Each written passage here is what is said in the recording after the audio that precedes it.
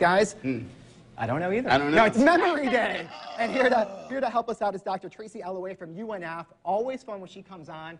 Come on out, Dr. Alloway. Hi, guys. Look at your Easter yellow. Thank Yeah. you. Pretty. Thank you so much. Everybody's got spring colors on. Yes. Great. So you're going to help us with some tips and tricks in memory, right? Right, A couple exactly. games? Yeah, sure. So there's different aspects of memory. One part of memory is our short-term memory, and that's the store that you keep just for a short period of time.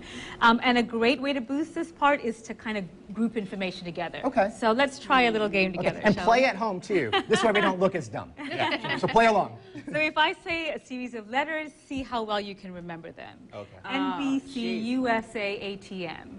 ABC, was it- US, NBC or ABC? NBC. NBC, USA, ATM. Yes, perfect, Melissa. Well done.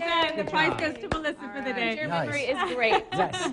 Well, you know, she was My thinking husband TV would not work. agree with you at all. Thinking of TV and ATM money, so I see where your brain is. Yeah. But that's exactly right. So when Right. something is familiar, it's easier for us to remember. So if we can connect Oh, new sure. information to something familiar, or if we can chunk them, so we know that NBC is just one chunk of information rather than 3 pieces, we can remember that. So We're much not more. allowed to say those 3 letters on our TV show. The only letter That's why. That's why I didn't say Not it. to remember. You knew it all along. You just say WJXT. JXT. That's all you need to know. Channel 4, course. ATM.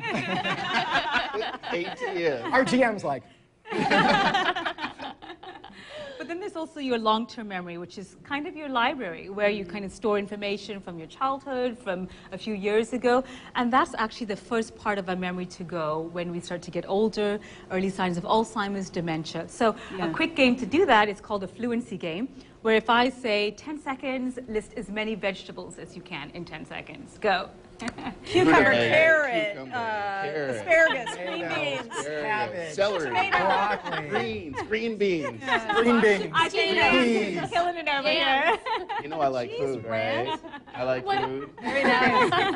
But as we get older, if you think of a kind of a pathway leading up to that library, it starts getting overgrown with weeds, if you will. Okay. And we start forgetting those connections. And when you start looking at older individuals, early signs of Alzheimer's, that pathway gets overcrowded. Right. So these kinds of fluency games are a great way to keep that path clear. Isn't doing crossword puzzles a great way to keep your memory sharp? It too, certainly for the is. same reason. Exactly. So Yeah. there's lots of research looking at crossword puzzles, Sudoku, even things like trying something new, taking a new dance class, or they found actually with older adults, bilingualism, adults who speak more than one language, were less likely to show signs of dementia. That's and Alzheimer's. interesting. Now, these types of games you just taught us, how often should we be doing something like that? Every day? Yeah, every day. I mean, those fluency games are so fun. I do it in the car with my kids every morning. You know, where we do animals, we do sea animals, whatever kind of category you want to come up with. And why is it that older folks can remember things from decades ago, but they might have trouble with short-term memory? You know what I mean? Yes, and it's Yeah. just how we encode that. We store that in different parts of the brain. Got it. I feel like it's like a computer, too. If you have a computer and you have a lot of stuff on it, it starts running really slow. At least that's what I feel like. I don't know if there's any science to that, but the RAM's running kind of slow in here. It's like, It's the weather. We can blame the weather. Okay, let's do no, that. but an attention is a key part of that too. And so another study found that when you doodle, it helps you focus more and helps you keep your attention and boost your memory even more. So Just really quick, is there Yeah. a difference between how men process their memories and women's memories, kind of how we remember things? yeah, I there totally forgot that. are some studies find that actually men tend to have higher visual memories, so you have that better navigation perspective, that bird's eye perspective of a scene, whereas women may be more detail oriented, more verbally encoding information. that makes sense. Yeah, it That makes does, sense. for sure. Now, Dr. Alloway, we could get your book just Yeah. about any place where Yeah, they sell yeah. books, and I recommend it because I forgot if there's a place or not, right? Of course. All over. Well, thanks again. I'll write you Thanks for having a little me. note like I do my husband. A little What you need to do post-it. today. All right, well, thanks again for coming on. It's Thank always you. fun.